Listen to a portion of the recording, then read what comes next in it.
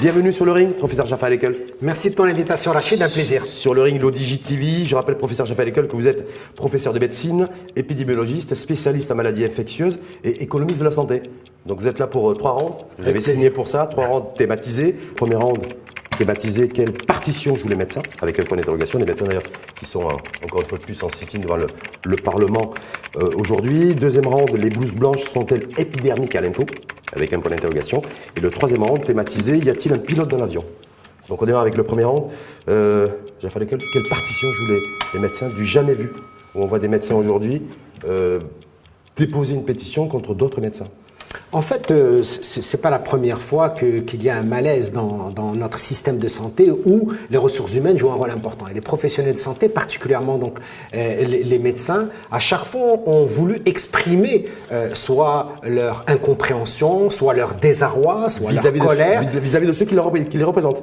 Pas spécialement. D'abord, vis-à-vis donc des autorités de tutelle où il n'y a pas eu toujours la communication nécessaire entre les parties. Là, aujourd'hui, ce qui se passe, c'est que vous avez un groupe donc, de médecins qui, aujourd'hui, n'est pas négligeable, puisqu'ils sont à peu près à plus de 4000 signatures donc, de médecins qui, aujourd'hui... C'est plutôt les médecins spécialistes ou les généralistes? Non, généralistes et spécialistes qui, aujourd'hui, expriment encore une fois leur mal-être, pour ne pas utiliser des termes forts ou de ring, voilà, leur mal-être, quant à la représentativité d'un certain nombre donc d'instances qui étaient là, qui ont toujours essayé de défendre. Pétition qui démarre aujourd'hui, plus de 4500, plus de 4000 signatures et qui demandent le départ du président. Non, ils ne demandent pas le départ. Ils disent, c'est ce que je lis comme vous, ce que je lis comme vous, et moi j'ai essayé à chaque fois donc d'appeler les uns et les autres pour essayer donc de faire en sorte qu'il n'y ait pas de combat, qu'il n'y ait pas de combat, la médiation. Il y a combat, c'est très méchant, très agressif.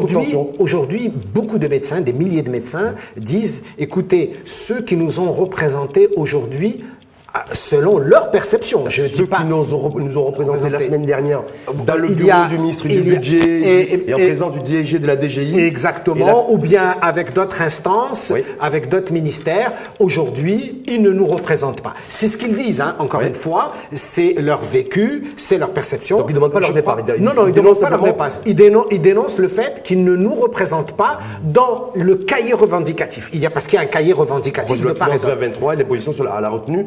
Entre autres. Et pas uniquement que ça. Quand vous voyez le cahier de revendication, les gens, encore une fois, focalisent. Et il ne faut pas, Rachid, il ne faut pas focaliser. C'est comme dans un combat, on focalise sur un point particulier. Des fois, le véritable bon coup, c'est ailleurs. Ce n'est pas au niveau de l'endroit que l'on croit. Il ne faut pas focaliser sur les impôts. Il faut focaliser sur la situation globale du médecin, sur les difficultés donc, pour travailler, sur la mobilité, sur 600 médecins qui partent à l'étranger, sur la problématique des conditions de travail. Sauf que, professeur, là-dessus, aujourd'hui, véritablement, le débat et ce qui est à l'ordre du jour de la rencontre entre les représentants des médecins libéraux la semaine dernière dans le bureau de Fawzi Larja, ministre du Budget, et en présence d'ailleurs, ce qui m'a surpris, du directeur général de la DGI, Younes Idrissi Ketouni, c'était cette retenue à la source dont les médecins libéraux, peut-être comme vous d'ailleurs, ne veulent pas.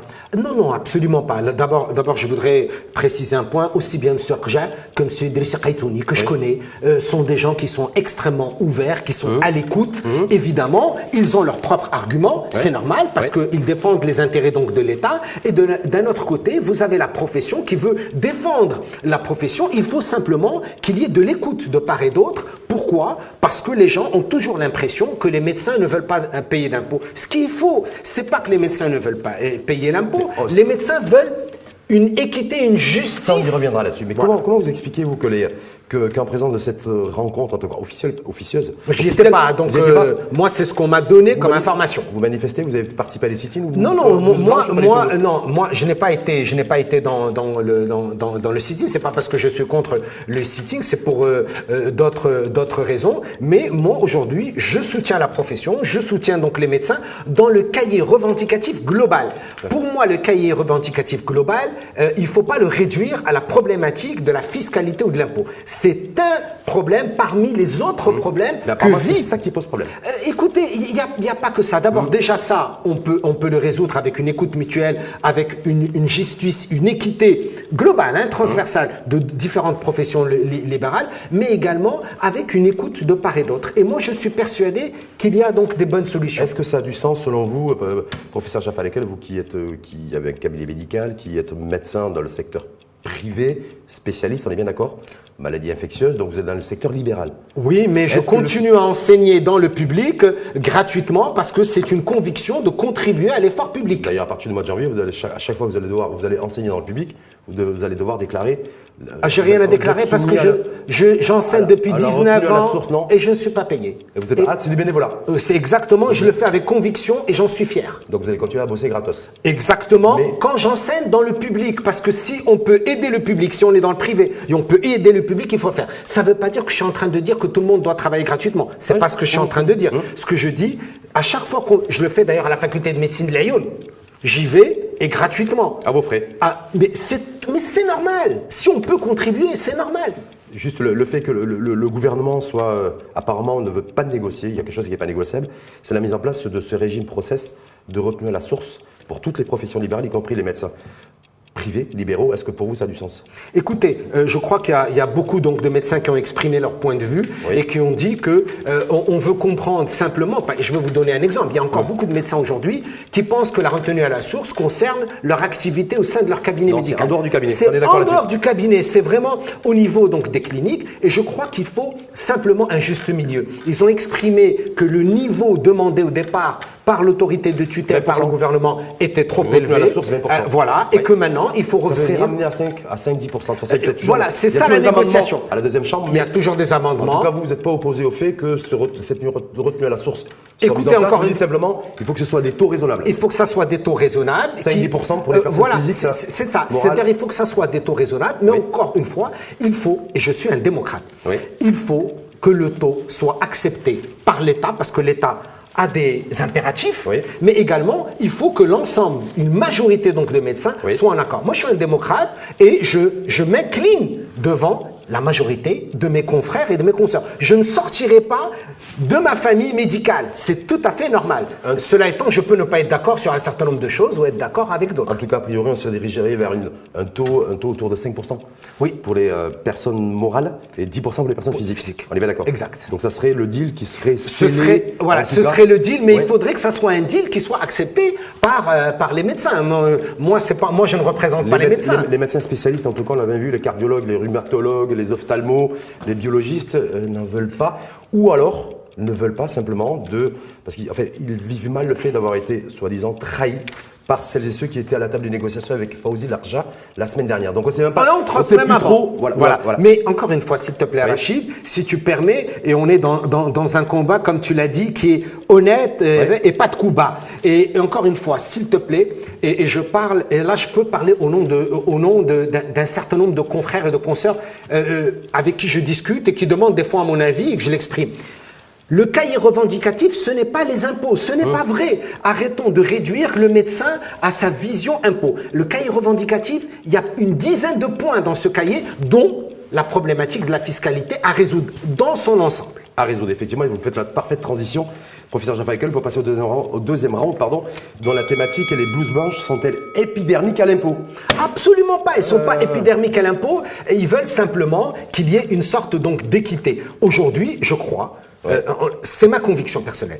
Le médecin, comme tout citoyen, doit payer l'impôt et l'impôt qu'il faut. C'est une évidence. Il faut ou qu'il doit payer l'impôt dû? Qu'il faut. Quand je dis qu'il faut, c'est-à-dire conformément aux normes de l'État. On n'est pas en dehors de l'État. Est-ce que c'est le cas? Non. Professeur Jaffa Lekel. C'est très important, encore une fois, de le dire. Comme dans toutes les professions, il y a des ajustements à faire, encore une fois, conformément à la loi et conformément aux besoins donc, du pays, mais dans le cadre d'une justice sociale et d'une équité. Quand vous dites conformément aux besoins du pays, Oui. aux besoins du trésor public. Bien sûr, besoins c'est-à-dire l'État aujourd'hui a un budget, Oui. et un budget qui est présenté sous forme d'un projet de loi de finances chaque année, Oui. qui est voté au Parlement. Les parlementaires nous représentent donc l'ensemble donc des citoyens, et ils vont voter. Pour ce projet de loi de finances. Eh bien, ce projet de loi de finances, à chaque fois, il y a des éléments qui sont essentiels pour les rentrées d'argent pour le pays, parmi lesquels les impôts. Les impôts, les médecins, c'est quoi? Il y a à peu près 13 000 médecins chez nous? Non, au Maroc, Oui. on a presque 29 000 Il n'y médecins. a plus privé, libéraux. Ah, privés, ouais, libéraux, Libéraux, ouais, je parle c'est pour le ça. secteur. À peu près 13 000. Ouais. Est-ce qu'on doit considérer, en tout cas pour celles et ceux qui vous écoutent, et pour celles et ceux qui en doutent d'ailleurs aussi, est-ce que les 13 000 médecins qui sont dans le secteur privé sont en conformité avec l'impôt? Non, Payent l'impôt dû. Alors, selon encore vous une fois, vous me posez la question, je réponds, je ne peux pas répondre à 100%. Moi, je pense que, comme dans toutes les professions, il faut, encore une fois, je vais vous donner la réponse la plus honnête, la plus sincère. Tout le monde doit payer son impôt et l'impôt qu'il doit payer conformément à la loi. Est-ce que les médecins payent tous leur impôt dû? Parce Ben, que je veux dire, il faut des c'est- il y a des c'est- manifs et autres. c'est- mais- C'est comme si vous me dites, Oui. est-ce que toutes les professions donc, libérales payent leurs impôts? Est-ce que tous les journalistes payent leurs impôts? Mais quand on est Est-ce médecin, que- qu'on prête serment. Mais on prête serment Vous pour... prêtez serment. Bien sûr, Oui. pour une profession, pour soigner des malades Oui. et pour l'honnêteté, pour l'éthique. Mais là, c'est soigner la trésorerie du pays. Ben, je suis d'accord avec vous. Il faut payer ses impôts, tout le monde, je suis d'accord. Quand la- Sans concession, mais avec justesse. La DGI, les assises 2019, vous avez vu, c'était extrêmement tendu Tout dans à les fait, radars très des professionnels de santé, où on a dit publiquement que l'imposition moyen d'un médecin du secteur libéral, c'était autour de 20 000 dirhams d'impôts par an. Et écoutez, ça, ce sont les chiffres donc de la GI et de la DGI. Direction Moi, je générale des impôts. ne connais pas le 20 000 dirhams détail. d'impôts par an. Non, mais ce n'est 20 000 dirhams d'impôts par an. ce n'est pas normal. Mais s'il vous plaît, Rachid, il y a des médecins, encore une fois, et je leur souhaite le meilleur, et je leur souhaite de gagner encore beaucoup plus, Allah ykammel alayhom, comme on dit. Mais il y en a d'autres qui souffrent énormément. On a vu des médecins, des jeunes médecins généralistes ou spécialistes, dans le public et dans le privé, qui souffrent énormément. Je crois qu'il faut une justice, j'allais dire, équitable en matière d'imposition des fiscalités. Et tout le monde doit payer ses impôts. C'est non Est-ce négociable. qu'il y a un enjeu aussi de justice fiscale entre les médecins du public et les médecins du privé? Oui, bien sûr. Bien sûr. Parce qu'on est sur des niveaux. Bien Alors, sûr. Je rappelle, selon la Direction générale des impôts, Toujours, tout à fait. 20 000 dirhams d'impôts par an payés en moyenne Oui. par les médecins du secteur libéral. Les médecins du secteur public, ils payent en moyenne 78 000. Oui, ils sont prélevés à la dirhams source. Avec Ils sont prélevés à la Et source. 78 000 dirhams. Est-ce que ça, c'est une justice? Cinq Non, fois c'est plus. pas une justice. 5 fois plus. Mais c'est ce que je vous dis. Il faut plus de justice et d'équité. D'abord, entre les professions libérales, entre les médecins du secteur public et du secteur privé. Mais encore une fois, il faut analyser les choses avec sérénité, avec calme, sans passion. Il ne faut pas passionner le débat parce que sinon, on va rentrer dans des, j'allais dire, dans des choses qui ne sont pas. Pourquoi? On va vous dire, mais écoutez, le travail n'est pas toujours le même. Combien travaille ce médecin? Combien de temps il est là à son poste? On va rentrer dans des débats qui, à mon sens, ne sont pas utiles et mieux que ça, ne vont pas faire avancer la bonne chose. Parce qu'il y a quelque chose qui est gênant aussi. Oui. Au-delà du décalage en fait entre le public la et le fiscalité privé, et public, même il y a entre autre chose qui est gênant, c'est quand on regarde de près aussi la contribution à l'IR professionnel au niveau de l'IR global. On voit que la contribution des médecins libéraux, elle est extrêmement faible. C'est une des plus faibles. Alors que les salariés du privé et les fonctionnaires, eux, ils assument plus de 70% des recettes de l'IR. D'autres professions libérales. Est-ce que quand on est médecin blouse blanche, on a été applaudi pendant des années pendant le Covid, et se dire aujourd'hui limite, J'espère qu'on continuera à applaudir les médecins parce qu'ils font un travail formidable au Maroc. Là, par contre, de ce côté-là, vous n'êtes pas forcément applaudi. Oui. Au niveau de la citoyenneté fiscale, vous n'êtes pas applaudi. Oui, mais et encore une fois, est-ce qu'il y a des gens qui n'ont pas eu suffisamment d'honnêteté par rapport à leur fiscalité dans notre profession? Oui, probablement, comme dans d'autres professions. Et je ne suis pas en train donc de les défendre. Ils doivent assumer leurs responsabilités en leur âme et conscience. Mais aujourd'hui, s'il vous plaît, n'allons pas penser que le médecin marocain du public ou du privé n'a pas fait des choses exceptionnelles pour l'évolution du système de santé au Maroc et surtout pour les indicateurs. Et ça, on peut en parler quand vous voulez. Justement, en parlant d'indicateurs, je rebondis là-dessus. Quand on voit l'indicateur des réseaux sociaux, pour prendre un petit peu la température de ce que pensent les uns les autres, aucune solidarité citoyenne affichée par les internautes. à l'égard des blouses blanches. Oui, à l'égard tout des à fait. médecins. Et je le regrette Tout monde amèrement. se fiche de ce que vous faites, les sit-ins et un petit peu tout ça. C'est-à-dire qu'aujourd'hui, tout le crédit que vous avez gagné en 2 ans d'année Covid, Je suis d'accord. vous avez tout perdu. Ben justement, il faut regagner cette confiance. Et pour regagner son confiance, il faut qu'on soit le maximum transparent, le maximum honnête, le maximum de travail. Et des choses exceptionnelles sont faites par les médecins dans le public et dans le privé. Il ne faut pas l'oublier. Qui a soigné 1,3 million de Marocains avec le Covid? Qui soigne tous les jours? Qui sauve des vies tous les jours? C'est bien les médecins marocains du public et du privé.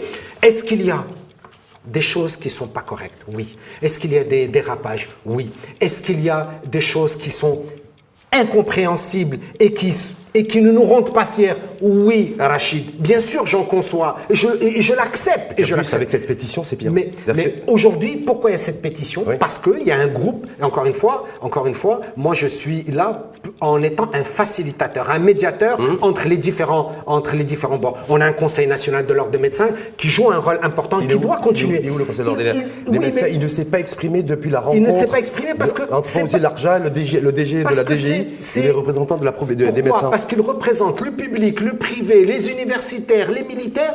Et des fois, cet équilibre ou ce compromis... Ça fait trop. C'est difficile des fois à réaliser. Mais le Conseil de l'ordre reste, je le rappelle, un représentant totalement légitime et légal de l'ensemble donc des médecins. Mais aujourd'hui, il faut un meilleur dialogue avec le gouvernement. Pourquoi? Parce que ça va également apaiser sur le plan social et que le médecin et que tous les professionnels de santé retrouvent le niveau de confiance qu'ils méritent auprès de la population. Parce qu'ils ont perdu pas mal de choses en matière de confiance par rapport à la population. Beaucoup. Oui, j'en suis un petit mot. Est-ce que vous avez été interpellé par le fait que le directeur général de la DGI, Younes Edrissi Ketouni, prenne part à ces négociations avec les représentants de la profession? Mais pourquoi le DG de la DGI? Pourquoi avoir peur du DG? C'est quelqu'un d'abord que je connais, c'est quelqu'un de très bien, c'est quelqu'un de bien structuré. Il essaye. Oui. Et encore une fois, je ne veux défendre personne. C'est quelqu'un qui n'essaye pas spécialement de piéger X ou Y. Oui. Il a des chiffres, il a des données. Il a toute la data. Oui. Qu'est-ce qu'il veut? Il veut essayer de comprendre et de faire adhérer le maximum de citoyens de façon générale et également les médecins. Est-ce que sa présence la semaine dernière dans le bureau de Fawzi Larja, et c'était aussi pour dire aux représentants en tout cas du secteur qui étaient là, du secteur des médecins libéraux, c'est-à-dire il a toute la data, donc c'est pas peine de tricher. Vous avez fait des opérations de régularisation avec lui. Il sait tout ce qu'il sait précisément. Il connaît parfaitement la situation fiscale des médecins libéraux. Donc voilà, le fait que je n'étais pas là, mais moi ça me gêne pas que le directeur général de la DGI soit là. Mais au contraire, c'est important qu'il soit avec M. Larja et qu'il soit présent et qu'il puisse montrer des données et qu'il dise à l'ensemble des professions et à l'ensemble des citoyens marocains, s'il vous plaît, voilà, l'État fonctionne de cette manière et un état de droit, c'est aussi un état de justice sociale et la justice sociale passe également par une équité fiscale pour tout le monde et vous devez payer vos impôts comme tout le monde, mais attention, que ça soit juste. Que ça soit juste, parce que ce qui fait désordre aussi, je me souviens les cotisations aussi pour la CNSS, pour la couverture sociale aussi pour les médecins ne voulaient pas non plus. C'est pas qu'ils voulaient pas. Ça a bataillé, 5 mois et demi. Rachid, c'est le mode de calcul. C'est que le mode de calcul, c'est la profession libérale qui a le plus payé. Oui, mais ça coïncide toujours avec les professions libérales, les médecins, ça coïncide toujours avec vous. C'est-à-dire vous, pas spécialement. Mais les médecins, chaque fois qu'on parle sous, on dit qu'ils sont à l'aise quand il faut les payer. Parce que. Par carte bleue ou par chèque, mais quand eux doivent payer, doivent cotiser pour eux-mêmes, ils ont beaucoup de mal, ça coûte toujours trop cher. Pourquoi? Parce qu'encore une fois, il y a beaucoup de dossiers. C'est comme si j'allais vous dire ce qu'on appelle des conflits intrapsychiques de l'enfance non résolus. Qu'est-ce que ça veut dire? Il y a un lourd passif. Voilà. Et ce lourd passif, il faut. Et moi, j'espère. J'espère qu'avec Silkja et j'espère qu'avec les autorités de tutelle, il y aura vraiment encore plus de dialogue, de compréhension, parce qu'il y a un lourd passif, il faut le lever. Il faut que le médecin retrouve sa dignité, son respect et sa confiance avec la population comme avant. Et d'un autre côté, il faut que l'État et l'écoute nécessaire, mais d'un autre côté, les professionnels de santé doivent jouer le rôle et le jeu totale, en toute bonne foi pour l'État. A priori, parce qu'il reste encore quelques jours, je crois que c'est lundi ou mardi prochain, ça sera fini les amendements, la deuxième chambre, donc on attend de savoir un petit peu le rendu qui va être rendu, mais a priori, le gouvernement ne fera pas marche arrière sur la retenue à la source pour toutes les professions libérales, y compris celle des médecins libéraux. Moi, je suis un démocrate. S'il y a des décisions qui sont prises par les représentants du peuple, à savoir les parlementaires, et par le pouvoir exécutif, à savoir le gouvernement, je vais me plier. Mais cela étant, ça ne signifie pas que les médecins ne doivent pas exprimer leurs revendications, ne doivent pas exprimer leurs douleurs, leurs souffrances. L'exprimer par une pétition contre leurs représentants, c'est ça qui fait désordre. Alors, ce qui fait désordre, c'est pas contre leurs représentants. C'est simplement de dire, s'il vous plaît, revenez toujours à la base. Revenez toujours à la base. Encore une fois, ça ne veut pas dire qu'ils ne sont pas légitimes. Moi, j'essaie entre les deux de dire, il faut simplement porter la parole de la majorité. J'ai vu votre tweet d'ailleurs ce matin qui allait dans ce sens. J'ai fait l'école, on passe au troisième round qui a pour thématique, y a-t-il un pilote dans l'avion justement? Est-ce qu'il y a un pilote de l'avion? Parce qu'on parle de santé, lancement du vaste chantier, méga chantier de la protection sociale, 22 millions de Marocains qui doivent être assurés à l'horizon 2024-2025, on est bien d'accord? Oui. Donc avec une refonte, pas forcément une réforme, parce que une refonte. Voilà, il faut parler toujours de refonte, parce que le roi Mohamed VI a toujours parlé de refonte et non pas de réforme du secteur de la santé, avec soi-disant une nouvelle feuille de route, une fiche sanitaire, une carte vitale, bref, beaucoup de cartes de santé également. Donc il y a plein de choses qui sont sur la table, et en même temps on assiste aujourd'hui à un pugilat entre les médecins et l'exécutif, entre les médecins eux-mêmes, entre les médecins spécialistes, entre les rhumatologues et les généralistes. Donc bref, c'est assez bordélisé comme environnement. Et puis, on s'est dit, y a-t-il un pilote dans l'avion? Alors, je veux vous dire une chose. Ce chantier, c'est un chantier royal très important. Et je peux vous dire qu'aussi bien le gouvernement, le Parlement, que les professionnels de santé veulent du plus profond d'eux-mêmes le réussir. Tout le monde veut réussir ce chantier royal. Le grand problème, c'est qu'il faut plus de communication. Il faut également rendre à César ce qui appartient à César. On ne peut pas penser une refonte du système de santé sans les professionnels de santé. C'est impensable. Partout dans le monde. Est-ce qu'on peut l'imaginer simplement, excusez-moi, professeur? Et l'imaginer sans le privé, c'est pas possible. Non, mais avec les tensions qu'il y a actuellement entre le gouvernement et les professionnels de santé, est-ce qu'on peut envisager ce chantier et maximiser les chances de réussite avec les tensions entre l'exécutif et les médecins? Vous avez parfaitement raison, il faut apaiser. Il faut apaiser. C'est comme si vous me dites, on a fait les 3 minutes de ronde, il faut arrêter, ou sinon on va continuer le con. Non, il faut apaiser, il faut écouter les professionnels de santé. Les professionnels de santé doivent entendre les arguments du pouvoir exécutif et du législatif. D'ailleurs, il y a eu beaucoup de communication avec les parlementaires et je les remercie à cet égard. Mais je crois qu'il ne faut pas rendre les professionnels de santé comme étant, eux, aujourd'hui, les éléments bloquants d'un chantier royal que tout le monde souhaite. Ce que je veux simplement, c'est qu'il faut absolument apaiser les tensions entre professionnels de santé, entre eux, entre public et privé, et en plus, entre professionnels et gouvernement. Je n'ai pas de doute. Professionnels et gouvernement. Je connais un certain nombre de professionnels de santé comme vous qui me disent toujours la même chose. Alors, je ne sais pas ce que vous allez me dire aujourd'hui. Qui me disent, nous, le secteur public est représenté par le ministre de tutelle, en l'occurrence Khalid Aït-Taleb, ministre de la Santé. Il ne nous a jamais contactés, il ne nous a jamais consultés. L'autre jour, j'étais avec la fédération qui est en charge de tout ce qui est dispositif, distribution et importation des dispositifs médicaux. Oui. On en parle peu souvent, mais c'est extrêmement important. Ce qui permet d'avoir des préservatifs, ce qui permet d'avoir des seringues. C'est Mohamedi. Voilà, ce qui permet d'avoir des flacons. Mais ils n'ont jamais été consultés par le ministre de tutelle. Et puis ça touche aussi d'autres branches également.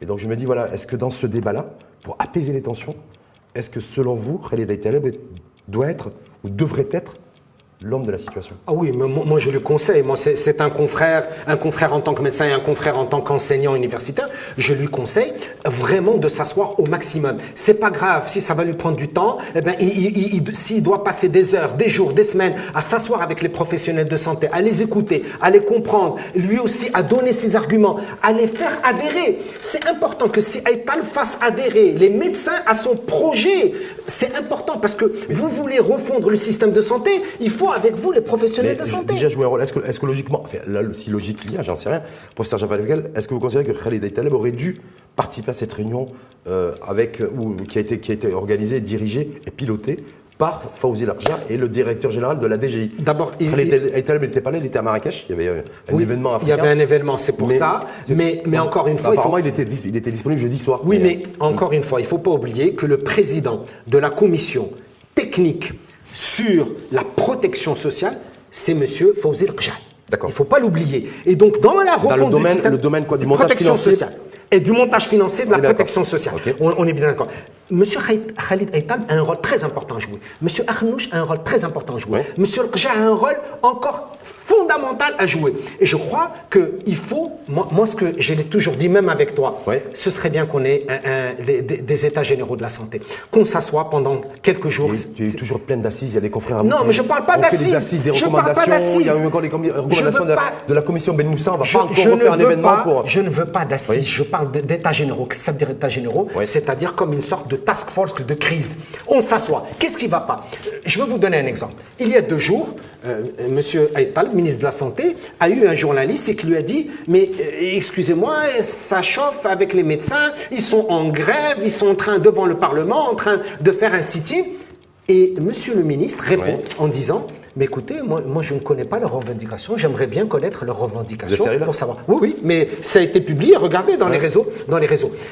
Peut-être. Donc Khalid Taleb n'était pas au courant. Il a dit à un journaliste qu'il n'était pas au courant des revendications exprimées par les professionnels de Qui santé était en sit-in. en sit-in devant le Parlement. Qui était en sit-in devant le Parlement. Donc c'est très important qu'ils les reçoivent. Est-ce que tout ça, est-ce que tout ça est bien sérieux? Qu'est-ce que vous voulez que je vous dise? Non, est-ce que tout ça est bien sérieux? Qu'est-ce que je vous, moi, Ouais. ce que je souhaite, Ouais. c'est que cette refonte réussisse. Et aujourd'hui, mettons tous les ingrédients, parce que mon inquiétude, c'est pas les lois au Maroc, c'est leur mise en œuvre. Mon inquiétude, c'est qu'il faut mettre en place tous les ingrédients et qu'ils concernent le département de M. Fouzil Rcha, qui concerne le chef de gouvernement et particulièrement le ministre de la Santé et de la Protection sociale. Il faut plus de dialogue. Et je vais vous dire une chose. Les professionnels de santé, contrairement encore une fois à l'image qu'on veut projeter, c'est aussi des citoyens. C'est aussi donc des gens qui veulent contribuer à notre développement social et économique. Non, mais Est-ce qu'il y a des gens... on leur demande simplement de contribuer Mais ils doivent, et ils à veulent. l'impôt comme il se doit. Mais Donc, ils doivent, Oui. ils doivent, et sans hésiter. La seule chose qu'ils demandent, Ouais. c'est qu'il y a encore une fois un lourd passif qu'ils souhaiteraient discuter. Si vous étiez, Apuré. qu'ils vous étiez, Ils ont une le situation ministre- apurée avec l'État? Non, il y a beaucoup de choses qui ne sont pas apurées depuis probablement 20 ans ou 25 ans. Le tarif national de référence Ouais. depuis 2006, par exemple. La formation des médecins, les moyens donnés aux médecins en milieu rural, dans les hôpitaux périphériques, dans les hôpitaux régionaux, dans les CHU. La fiscalité, beaucoup d'éléments. Les médecins étrangers qui doivent venir travailler avec nous, nos collègues. qui sont pas nombreux d'ailleurs, Pas venus du au tout. Maroc. Et pas du tout. Alors Ils qu'il y a ont- un cadre législatif et juridique qui leur permet de venir Bien exercer sûr, au ils ne Maroc. viennent Ouais. pas. Et C'est- pourtant, il y a 600 quand même médecins marocains brillants qui partent. Tout cela doit faire l'objet de discussions et de résolutions. Il y a un lourd passif. C'est comme si vous étiez avec quelqu'un, on essaye de se serrer la main alors qu'on s'en veut. Eh bien, serrons-nous la main, ouvrez-moi votre cœur, je vous ouvre le mien, et disons-nous toutes les vérités, honnêtement et sincèrement. J'ai vu juste avant de préparer votre venue, juste avant que vous arriviez d'ailleurs dans les studios de l'ODIG, les médecins français sont en grève, et une grève générale début décembre, le 1er et 2 décembre. Oui. Et vous savez quel est le motif invoqué? Le motif majeur, c'est de vouloir passer plus de temps avec leurs patients en consultation et être moins pris par les tâches administratives. Oui, tout Alors à je me dis, fait. est-ce que ça chez nous, ça serait complètement illusoire? Ah non, pas illusoire, c'est en que train nous- de, nous- c'est en train d'évoluer d'ailleurs. Ouais. C'est en train d'évoluer chez nous. De passer Et- plus de temps et- avec le patient, je me et dis, je vais vous faire- est-ce que nos médecins sont Je capables, vais- eux, de revendiquer ça? Mais je vais vous faire sourire. Oui. C'est en train de se passer chez nous et grâce, ça va vous choquer, et c'est grâce au secteur privé. Le secteur privé est en train de s'organiser de telle sorte qu'il y a dans chaque unité un directeur médical et un directeur d'exploitation pour que le médecin s'occupe des soins de ses patients et de leur famille et que l'administratif, le directeur d'exploitation, s'occupe de ça. Eh bien, on devrait faire ça même dans le public. Je sais que vous n'êtes pas médecin, vous êtes médecin, pardon, et que vous n'êtes pas devin, c'est plutôt ça. Tout à fait. Et économiste de la santé et spécialiste en maladies infectieuses. Est-ce que vous pensez que ces sit-ins, ça peut durer, et c'est quelque chose qui pourrait polluer encore plus la relation entre l'exécutif et les professionnels de santé, bien au-delà du vote du PLF 2023 et donc du coup en janvier se retrouver avec des tensions persistantes? Ce qui est très important pour moi, c'est qu'il faut que cette tension s'arrête le plus rapidement possible. Pourquoi? Parce que les rancunes ou les rancœurs, si je peux ainsi m'exprimer, peuvent persister. Et je crois que, honnêtement, et encore une fois, sans langue de bois, et pour terminer notre combat avec sans langue de bois, réellement, j'ai pas de doute que la quasi-totalité des professionnels de santé sont des bons citoyens et veulent s'impliquer. Est-ce qu'il y a des gens qui ne sont pas vraiment? Oui, vous avez raison. Mais d'un autre côté, c'est très important que le gouvernement soit à l'écoute de cette tranche de la population qui joue un rôle social très important. Donc, soyons honnêtes de part et d'autre et ouvrons notre cœur, mais avec sincérité et sans coup bas. Comme dans ce débat. Exactement. Merci à vous, professeur Jaffa Lekel. Je rappelle, professionnel de santé, professeur de médecine, pardon, épidémiologiste, spécialiste en maladies infectieuses et économiste de la santé. Bien à vous et à bientôt. À très vite, merci beaucoup.